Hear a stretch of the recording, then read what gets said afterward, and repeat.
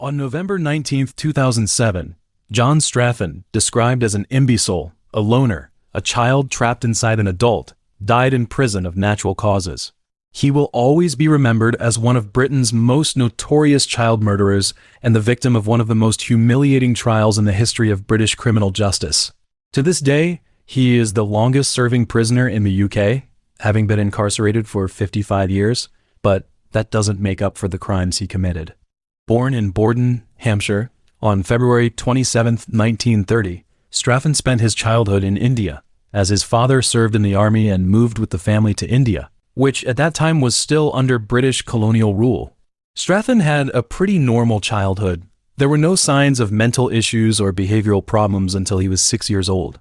That's when he got bitten by a mosquito which spread a virus to him. This led to encephalitis, a serious brain infection. If not treated quickly, this disease can cause long-term effects like memory problems, personality changes, and speech issues. In 1938, Straffen's family moved back to England and settled near Bath in Somerset. Soon after, Straffen started showing troublesome behavior. He began skipping school and stealing small things regularly. Because of this, he was sent to a guidance clinic for kids, but it didn't make a difference. 8 months later, he ended up in juvenile court after stealing a young girl's wallet. He was put on probation for 2 years. His probation worker soon noticed something troubling. Straffen didn't seem to grasp the concept of right and wrong. Most people, even those who break rules, have some understanding of morals and laws. They might struggle with their choices, but still recognize the boundaries. However, Straffen appeared completely disconnected from these ideas. Straffen's behavior might have been better if his parents had given him more support, but at the time, his family was living in a cramped space. His mom was too busy to pay much attention to him. Because of this, the probation worker thought Straffen needed more help. They sent him to a psychiatrist, who looked into Straffen's situation and decided he had a mental disability. As we know, the UK's Mental Deficiency Act classifies mentally defective individuals into 4 categories: idiots, imbeciles, feeble-minded persons, and moral imbeciles. This act covers mental defects, whether present from birth or acquired later in life. According to the act, individuals deemed mentally defective and meeting any of the criteria must be detained in a specialized institution or placed under legal guardianship. In June 1940, Straffen was sent to St. Joseph's School, a boarding school for mentally defective children, by local officials. An intellectual evaluation that same year revealed his IQ was 58, and his mental age was 6 years old. 2 years later, he was transferred to another boarding school. Staff there noted that Straffen was a lonely boy who resented being placed in a boarding school by officials. He often lost his temper for no apparent reason. Additionally, a second psychiatric evaluation revised his IQ to 64 and his mental age to 9.5 years. At the age of 16, Straffen left the boarding school and returned to Bath to live with his family. The same year, a health officer evaluated Straffen and concluded that his IQ was 64 and he was a moral imbecile, was capable of performing basic manual labor. But the officer noted that Straffen would need to be certified under the Mental Deficiency Act before he could join the workforce. Later, after several short-term menial jobs, Straffen found steady work as a machinist in a garment factory, a position he held for 10 months. In 1947, Straffen began to commit serious crimes. On July 27th, a 13-year-old girl reported to the police that a blonde teenager named John had covered her mouth and sexually assaulted her in an isolated area. The teenager had threatened her by saying, "What would you do if I decided to kill you? I've done this kind of thing before." At the time, police were unable to identify the attacker due to a lack of witnesses and information about his appearance. It was only later, after Straffen's arrest, that the case was linked to him.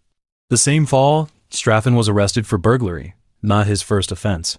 Straffen had a particular proclivity, perhaps a habit from his childhood, to steal items from unoccupied houses, but instead of taking these stolen items home or giving them to others, he threw them away. Straffen's thinking was different from the norm. When the average person is arrested, they never admit to charges that the police have no proof of, but Straffen voluntarily admitted to committing 13 other burglaries. Straffen was detained at HMP Horfield under the Mental Deficiency Act, and he also underwent a psychiatric examination by the prison's medical superintendent, who classified Straffen as imbeciles. 2 years later, because of his good behavior, Straffen was transferred to a lower security hotel where Straffen initially behaved well, working as hard as he could, but soon began his thieving behavior again. And in February 1950, when the warders saw him stealing a bag of walnuts, they once again sent Straffen back to HMP Horfeld. In early 1951, Straffen was examined at a hospital, and an electroencephalogram revealed that Straffen had suffered extensive and severe damage to the cerebral cortex, stemming from encephalitis which he had contracted at the age of 6. At this point, Straffen was deemed by staff to have had his offense corrected so that he could be reunited with his family for a short period of time, and Straffen then found an odd job in the market garden in the interim. And upon learning this, staff allowed Straffen to keep his job and authorized him to return to his home and be unsupervised. In 1951, Straffen's family sued the medical staff, who believed that Straffen had developed the ability to live independently and fulfill his social responsibilities in his daily life. And under the Mental Deficiency Act, Straffen underwent a further psychiatric evaluation by the medical staff at the age of 21, but who continued to classify Straffen as feeble-minded. After being indicted, these medical personnel re-examined Straffen, and they found that Straffen's mental age had been corrected to 10, so they renewed Straffen's certificate of mental deficiency for only 6 months to facilitate his ability to be recognized as not needing to come back to the mental institution. In addition, 2 days before Straffen was re-evaluated for psychiatric evaluation, a 7-year-old girl named Christine Vivian Butcher was murdered in Berkshire County after her killer sexually assaulted her and then strangled her with her raincoat. After this murder occurred, the police investigation has always been passive, so this has caused intense public anger. Although the murder had nothing to do with Straffen, it is well known that Straffen had an inexplicably strong resentment and hatred of the police, which may have stemmed from the fact that Straffen had been subjected to police control throughout his teenage years. So it is highly likely that Straffen believed that the way he could get back at the police was by strangling young women, which he thought would cause the police great frustration. On the afternoon of July 15, 1951, Straffen was visiting the local movie theater, as he always did on Sundays, and as he passed down a street, he noticed a little girl picking flowers in the grass and smiling up at him. This little girl is Brenda Constance Goddard, only 5 years old. She lives with her foster parents.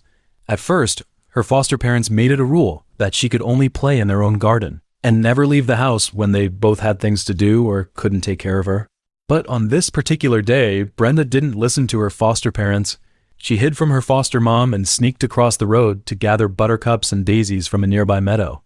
Upon seeing Brenda, Straffen crouched down. He turned towards this little girl and asked, "What are you doing?" Brenda said, "Picking flowers." Then she smiled and held out her arm to show a bouquet of white flowers, and in the ensuing chat, Straffen learned Brenda's name. He said, "I know of a place where there are more beautiful flowers. They're in the woods nearby. I'll take you to see them, okay?" Faced with beautiful flowers, Brenda eagerly agreed. Hand in hand, they walked together to the entrance of the grove, where there was a fence. So Brenda had to beg Straffen to carry her through. Almost immediately after that, Straffen strangled the sweet girl with his hands. Brenda didn't let out a single scream or fight back until she died. She was like a doll, full of affection for anyone in the world. For not hearing the little girl's screams, Straffen also felt confused and frustrated. He did not hide the remains. He just left the grove and continued his journey towards the movie theater. Around 3 p.m., Straffen was watching a movie when Brenda's foster mother also reported her missing. Around 7:10 p.m., police found Brenda's remains. She was located only 300 yards from her home. Police only found many cut white flowers at the crime scene. They found that the little girl had not been sexually assaulted, so they were unable to comprehend or confirm the killer's true motive for the crime. Next, after ruling out suspects from Brenda's biological and foster families, police began questioning people in the area who had previous criminal records. On August 3rd, Straffen was questioned. During that time, he admitted that he was wearing a navy blue suit that day. Investigators suspected that he might be the person wearing the suit that Brenda's foster mother saw before she noticed Brenda's disappearance.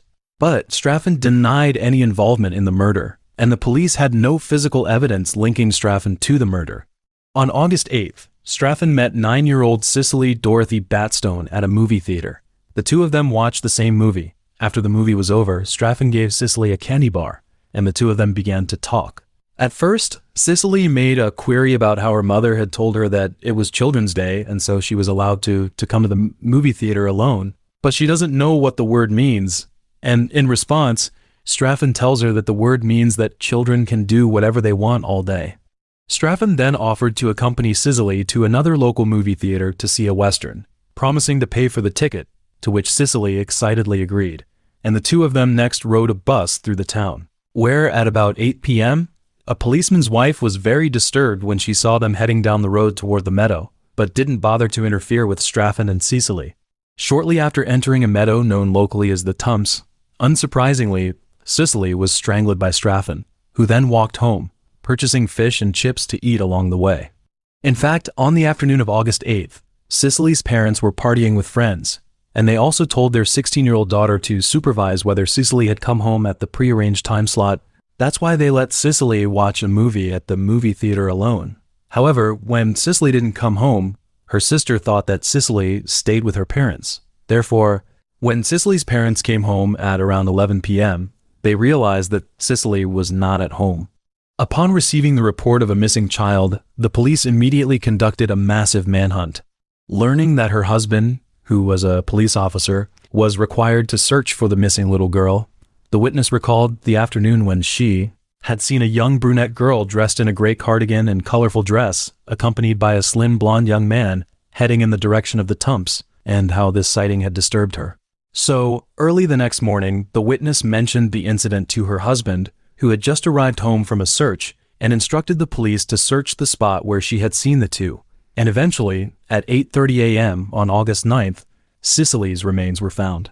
In addition to this witness, there were other witnesses who observed the strange pair, including a bus driver who noted that the young blonde man, with whom he had been a coworker, was named John Straffen. Next, the police drove directly to Straffen's home and questioned him about Cicely's murder, to which Straffen then replied, "Are you talking about the girl who was taking pictures with me last night?" Upon hearing this response, the police placed Straffen under arrest. Straffen admitted to the police that he had been at Cicely's side all yesterday afternoon, but he denied that he had killed her and insisted that the last time he had seen Cicely, she had been asleep at the Tumps. And a few hours later, he revised his story. "She was a bright little girl," he said, "and we chatted together in the seats downstairs, and we finished the movie and walked out of the theater together, and it was still light.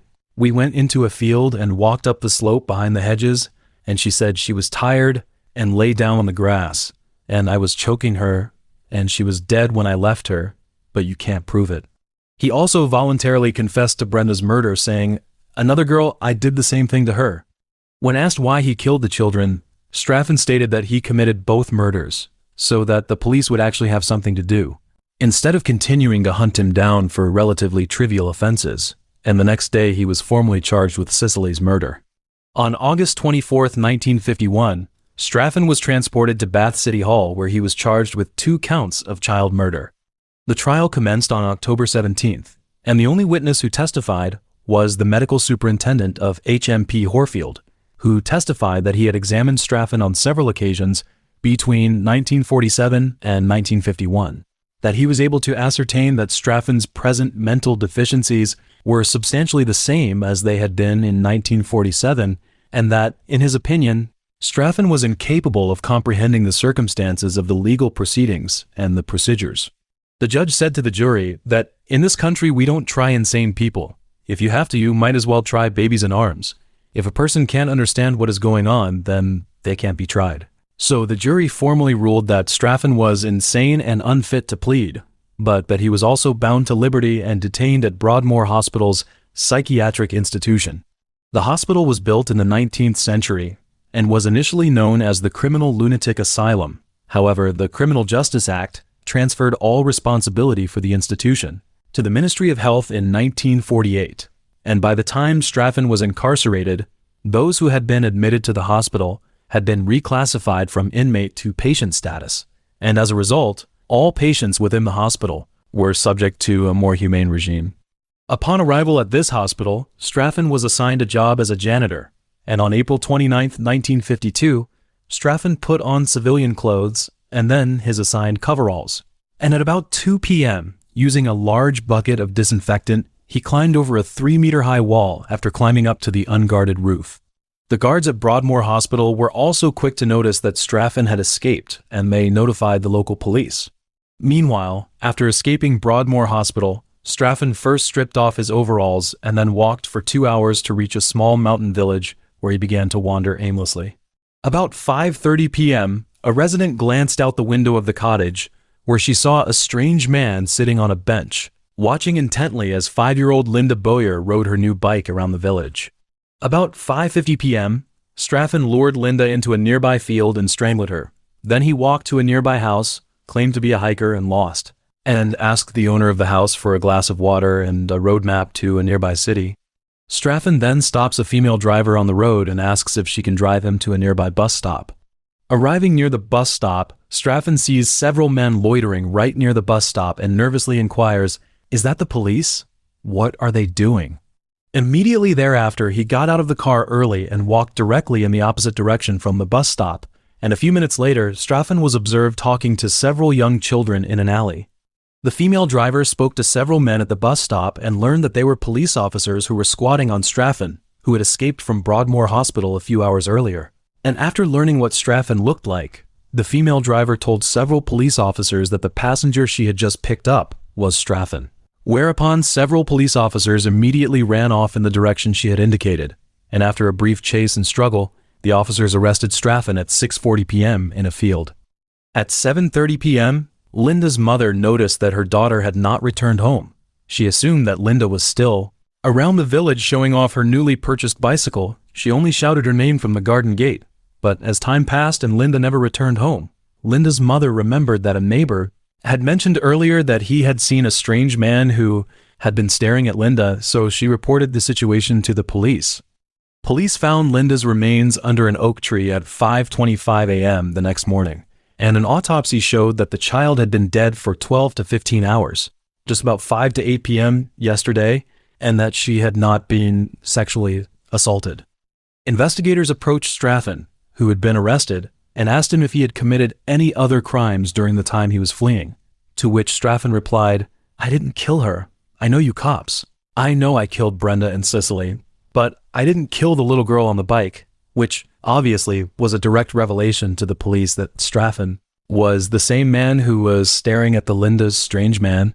On May 1st, 1952, investigators formally charged Straffen with Linda's murder and detained him in the hospital at HMP Brixton, awaiting the ensuing court trial. On July 21st, 1952, on the advice of defense counsel, Straffen pleaded not guilty to the charges. On the day the trial began, the defense told the jurors that their client would not testify on his own behalf because he was mentally defective, and indicated that a person found unfit to plead could not make a proper defense or follow the details of the evidence, and the defense elected to leave the issue of Straffen's sanity to the jury to decide. At the start of the trial, the judge said that evidence about Straffen's 2 previous murders could be used as similar factual evidence. There was no obvious motive for Linda's murder, which was not different from the cases of Brenda and Cicely. The 3 children were all under the same age. There was no evidence that they'd been fighting with the murderer at the scene, and the prosecution and witnesses didn't try to cover up the fact that the killer hadn't tried to hide any of the children's remains. The prosecution emphasized that Straffen had 4 hours of free time after his escape, during which time Linda was murdered, and the police were able to explain most of Straffen's actions during this time through eyewitness testimony and time projections, but they were still left with the crucial 20 minutes that they could not explain because Linda was murdered during this time. And then the police reconstruction of the route shows that it took approximately 6 minutes and 30 seconds from the time Straffen saw Linda on her bicycle to the woods, where her remains was found, to the time he left the woods and found a house to borrow water for a drink, meaning that Straffen had enough time to accomplish these actions during this 20-minute period. A pathologist noted that the pressure on Linda's neck was definite and correctly placed, like that of an experienced person, and in addition, he found many similarities between the method of strangulation used in Straffen's previous murders of 2 children and Linda's case. The defense strategy was to defend Straffen by questioning the prosecution's timeline and offering evidence of his mental condition, and they called several people who had previously evaluated their client to offer evidence of his mental condition. In addition to a woman and her son who heard a young girl's screams from the direction of the bushes where Linda was found at approximately 6:45 p.m. on the day of Linda's disappearance, from the direction of the bush where Linda's remains had been found, and they wanted to use this clue to show that Linda had been murdered after Straffen had been rearrested. The prosecution emphasized that 20 minutes was sufficient time for the murder and its aftermath, and challenged the testimony of the woman and her son as potentially inaccurate. In order to rebut the contention that Straffen was of limited intelligence and incapable of distinguishing between right and wrong, they called several medical personnel and psychiatrists to testify as to the therapeutic treatments they administered to Straffen prior to his escape from prison, claiming that they had enhanced Straffen's knowledge and intelligence, enabling him to know the difference between right and wrong, and to understand the basic principles relating to the consequential legal proceedings that resulted from his actions. One of the mental deficiency treatment specialists testified that Straffen told him that he knew it was wrong to commit the act of murder, because the act was one of the commandments. The trial took 4 days, and at the end of the closing arguments, the judge gave his final instructions to the jury. He said that if the jury was sure that the prisoner killed Linda, then the defense's claim of insanity should be considered. To prove insanity, the defense would have to show that the prisoner didn't know what they were doing was wrong. The jury would have to look at all the medical evidence from both sides. No one has ever said that this man is insane, even in the medical sense. The jury deliberated for only 29 minutes before announcing the verdict of Straffen's guilt. Therefore, the judge sentenced Straffen to death and then told him that his crime was that he intentionally committed an act of cruelty against the girl. Upon hearing the verdict, Straffen showed no emotion. Furthermore, the mothers of the 3 victims were present in the courtroom and heard Straffen being sentenced to death. Initially, Straffen's execution date was set for September 4th. But the British Home Secretary at the time recommended to the Queen that Straffen's execution be stayed. So the death sentence was commuted to life imprisonment on August 29th, where it remained until November 19, 2007, when he died of natural causes.